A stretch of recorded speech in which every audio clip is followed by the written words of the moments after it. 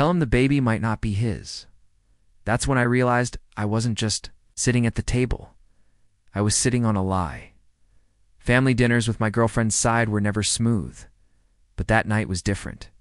Tension simmered like a storm cloud, every comment sharp, every glance loaded. I sat there, fork halfway to my mouth, wondering how long until someone exploded. It didn't take long. Her mom's voice rose above the noise, shrill and cutting. Tell him the baby might not be his. The words hung in the air like shrapnel, slicing through the conversation and straight into my chest. The room fell silent. My girlfriend froze, eyes wide, face pale. Everyone looked at me, waiting. My heart hammered in my ears. I turned to her, searching for an answer, any denial, but she just stared down at her plate. Not a word, not even a shake of her head. My appetite vanished. I pushed back my chair slowly, the scrape of wood on tile the only sound. I didn't yell. I didn't demand answers. I just stood there, staring at the woman I thought I knew. That night, I barely slept. Her mom's words replayed in my head like a broken record. The baby might not be his. Each time, my chest tightened. I kept asking myself, what if she's right? What if everything I've been planning, dreaming, is built on a lie?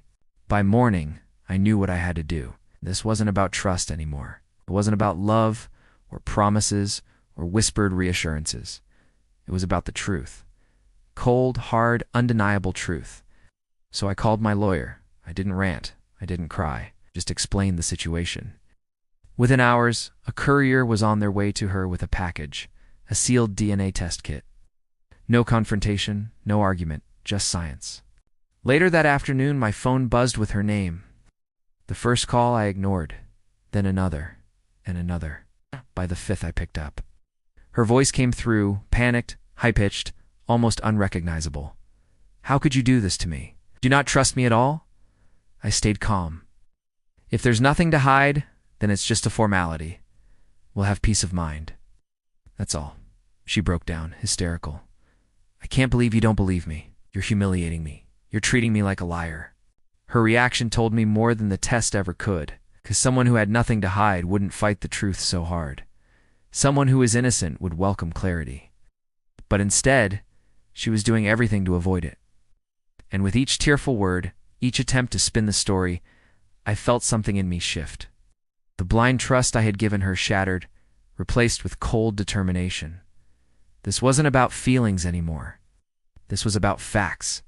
And facts don't cry. Facts don't scream. Facts don't hide. The truth was coming whether she wanted it or not. The calls didn't stop after that first one. Every hour, my phone lit up with her name. Sometimes her mom's. Sometimes her sister's. Each voicemail was a different flavor of panic, crying, angry, pleading, the sound of desperation on repeat. Her first tactic was guilt. Do you know how insulting this is? After everything we've been through, you're humiliating me, humiliating us, treating me like I'm some cheater. I let her vent, but I didn't budge. My voice stayed calm. If you're telling the truth, the test will prove it. That's all I need. Silence. Then a sharp inhale before she hung up. Next came her mom. Her voice was colder, clipped like she'd switched from defense to offense. You're tearing this family apart with your paranoia. Do you think we're going to let you control her like this? Shame on you? But the irony wasn't lost on me. She was the one who had let that bomb drop at dinner. If those words hadn't come from her mouth, none of this would even be happening. Her sister's voicemail was different, mocking. I can't believe you'd rather trust a test than the woman you love. Maybe you don't deserve her. Each message only confirmed what I already knew. They were circling the wagons, trying to gaslight me into backing down. But the test kit was already in her possession, sitting there like a ticking time bomb. That night, I finally texted her. This isn't about love or trust. It's about certainty. If you want this relationship to survive, you'll take the test. If not, you've answered my question. Her reply came within seconds. I won't do it. If you loved me, you wouldn't even ask. And there it was, the line in the sand. Love to her meant blind loyalty. To me, it meant honesty, transparency, facing hard truths together. We were standing on opposite sides of the same word. The following morning, my lawyer called. He'd received an email. Apparently she'd tried to claim the test was harassment, that I was emotionally abusing her by questioning the baby's paternity. The lawyer calmly explained that requesting a voluntary test wasn't harassment, it was preparation. That word preparation stuck with me, because deep down I was already preparing for the possibility that the baby wasn't mine, preparing for the fallout of a lie bigger than any fight we'd ever had, preparing to walk away if the truth wasn't what I wanted to hear. As the hours turned into days, her hysteria only grew louder. She texted walls of messages, some begging me to trust her, others accusing me of destroying her life. But the one thing she didn't do was open that test kit. And the longer she avoided it, the more her silence screamed the truth. When I first met her, I thought I'd won the lottery. She was magnetic, the kind of person who could walk into a room and make everyone turn their heads. I was quieter, more grounded, but she seemed to like that, she said. I balanced her chaos. The first year was great. We'd laughed a lot, traveled, talked about the future like it was already written in stone. But even then, cracks would show. She always had close guy friends, the kind she swore were platonic but never introduced me to. If I raised an eyebrow, she brushed it off as me being insecure. I wanted to believe her, so I did. Every time. Then she got pregnant. That's when things shifted. At first, she was excited, posting bump pictures, talking about names, planning the nursery, but there were moments that unsettled me. She'd leave the room to take certain calls. She'd go quiet when I asked about the timing of her last cycle. When I mentioned the baby looked a little further along than we'd expected at an ultrasound, she laughed it off. Don't overthink it. You're not a doctor. I let it slide, but something in the pit of my stomach never settled. I told myself it was just nerves, that all first-time dads probably felt that way. I pushed the doubts down and focused on painting walls, assembling cribs, learning how to swaddle with YouTube videos. But her mom's outburst at dinner cracked the dam wide open. Suddenly, all those little moments I had ignored came flooding back. The late nights out with friends, the texts she flipped face down when I walked into the room, the way she'd bristle whenever I mentioned commitment or responsibility. It was like seeing a puzzle I'd been staring at for years finally click into place. And yet part of me still wanted to believe in her, in us, in the family we'd planned. That's why I didn't just walk away the night her mom dropped the truth like a grenade. That's why I went for the DNA test. It's because I needed certainty, not rumors, not suspicion, not half-truths. But the more she fought against it, the louder the truth became. I thought back to the night I proposed. She cried, said yes immediately, hugged me so tight I thought she'd never let go. Later, though, I overheard her on the phone with a friend saying, I wasn't sure what to say. I mean, it's not like I can say no. At the time, I brushed it off as nerves. Now it sounded like foreshadowing. The past 3 years played like a movie in my head. And for the first time, I wondered if I had been cast as the fool in someone else's script. Refusal to take that test wasn't just about the baby. It was about every moment she had chosen secrecy over honesty, performance over partnership. And I was finally done ignoring the signs. I finally called her, not because I wanted to hear more excuses, but because I needed to end the back and forth. She answered on the first ring, her voice already trembling like she'd been waiting with the phone in her hand. Thank God you're finally talking to me. Please, can we just move past this? You're stressing me and the baby out. It's not healthy. I kept my voice steady. I don't want to argue, just want an answer. Will you take the DNA test or not? There was a pause, then a sharp intake of breath. Why are you doing this? Why can't you just trust me? Because trust isn't blind, I said quietly. If the baby's mine, the test proves it. That's the end of it. But the more you fight, the more you tell me what I already know. That broke her composure. She launched into a tirade, sobbing, shouting, the words spilling so fast they blurred together. You're paranoid. You're cruel. I can't believe you'd do this to your own child. No, you're going to regret this forever. I let her vent, then cut through the noise. So that's a no. Her voice dropped to a whisper, the hysteria fading into something colder. If you loved me, you wouldn't need a piece of paper to tell you what's real. That was it. No denial, no promise, just manipulation wrapped in sentiment. I told her calmly. If you don't take the test, I'll assume the answer for myself. I'll take the necessary steps to protect my future. There was silence. Then she hung up. Minutes later, the floodgates opened.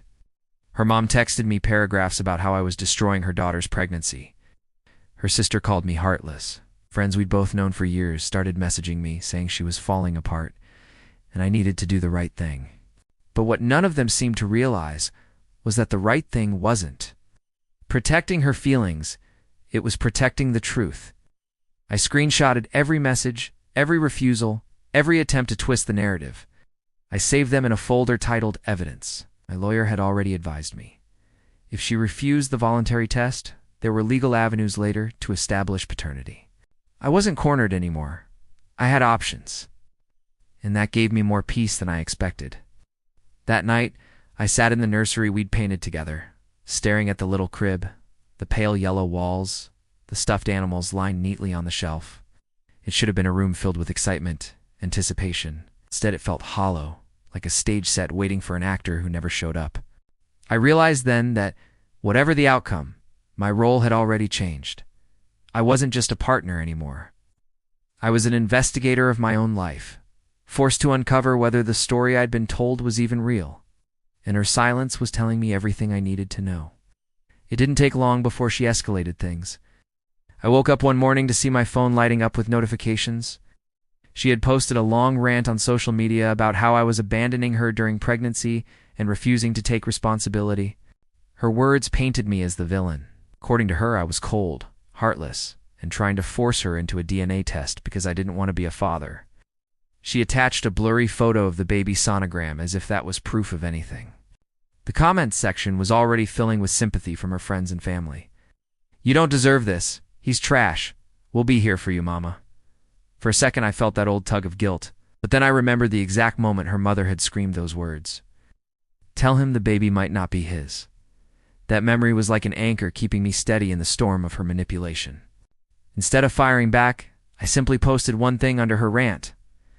There's a very simple solution to this. Take the test. Then I logged off. Hours later, she was at my door. Not calling, not texting, actually pounding on the door, her voice cracking as she shouted my name. I opened it, leaning against the frame. She looked frantic, makeup smudged, hair tied back like she hadn't slept. Why are you doing this? Why are you humiliating me? I kept my tone calm. I'm not humiliating you. The truth doesn't humiliate anyone. Lies do. She tried to push past me, but I didn't move. Do you even realize how much stress you're putting on me and the baby? She hissed. Do you realize how much stress you put on me the second you gave me a reason to doubt? I shot back. Her eyes filled with tears. I made mistakes, okay? But this is your child. I shouldn't have to prove it to you. Then why won't you? I asked. She froze, her mouth opened, but no words came out. The silence said more than anything she could have screamed. Finally, she whispered, because I know once you see the results, you'll leave me. That was it. The confession wrapped in fear. She'd practically admitted it without saying the words outright. I told her quietly, if it's my child, I'll never leave them. But if you think hiding the truth will make me stay with you, you've already lost. Her tears turned into full-blown sobbing, but I didn't give in this time. I stepped back and closed the door, leaving her on the porch. The next morning, I called my lawyer again. We discussed custody, financial protection, and what steps I needed to take if the child turned out to be minor if it didn't. She was spiraling, and I wasn't going to let myself get dragged down with her. For the first time in weeks, I felt like I was finally in control of my own story. 2 weeks later, a sealed envelope sat on my kitchen counter. My lawyer had forwarded the official DNA results. It felt heavier than paper should, like it carried the weight of my entire future. I sat there for a long time, just staring at it. My hands hovered, then pulled back. Whatever was inside would change everything. Either confirm my worst suspicion or prove me wrong. Finally, I tore it open. The words jumped out like they were highlighted in neon. Probability of paternity, 0%. I wasn't the father. It was strange expected rage, devastation, maybe even a breakdown. Instead, what I felt was quiet. Like someone had lifted a heavy stone from my chest and finally let me breathe. My phone buzzed almost instantly. She must have been tipped off by her lawyer because her name flashed across the screen over and over. I didn't answer. When the voicemail came through, I played it. Her voice was cracked, desperate. Please, please, don't leave me like this. It was a mistake. I didn't mean for it to happen. I was confused. I was scared. But I love you. I need you. And the baby needs you too. You're the only man who could ever really take care of us. Her words rang hollow. She wasn't asking for me. She was begging for the stability I had given her. The safety net she'd assumed would always be there no matter how badly she treated me. I deleted the voicemail. That night, I drafted one final message. The results are clear. You chose lies over honesty. I won't be a part of this anymore. Good luck. Then I blocked her on everything. A week later, I heard through a mutual friend that she'd been telling anyone who would listen that I was cruel, that I'd abandoned her. But the truth had a way of slipping out. People began to notice her cracks, her contradictions. The sympathy she once commanded started to dry up. Meanwhile, I focused on rebuilding. I threw myself into my work, into the people who actually cared about me, into the parts of my life I'd neglected while trying to hold together something broken. For the first time in years, I felt like my life was mine again. Sometimes late at night, I'd think back to that moment in the kitchen, the exact second her mom screamed the words that shattered the illusion I'd been living in. It was painful, yes, but it also saved me. Because if she hadn't slipped, if I hadn't heard the truth, I might still be raising a child that wasn't mine, stuck in a life built on lies. Instead, I walked away. And as I locked up the nursery that would never be used, I realized something. Sometimes the harshest truths are the greatest gifts. They free you. And I was finally free.